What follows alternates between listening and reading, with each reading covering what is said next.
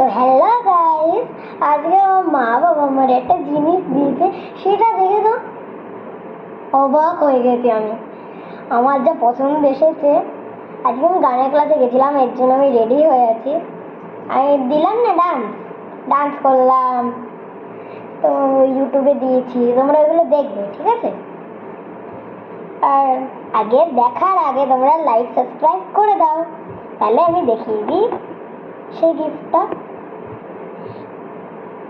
এই দেখো গাইস, এখানে এই যে পার্পল কালার, এইটা আমার ফেভারিট কালার।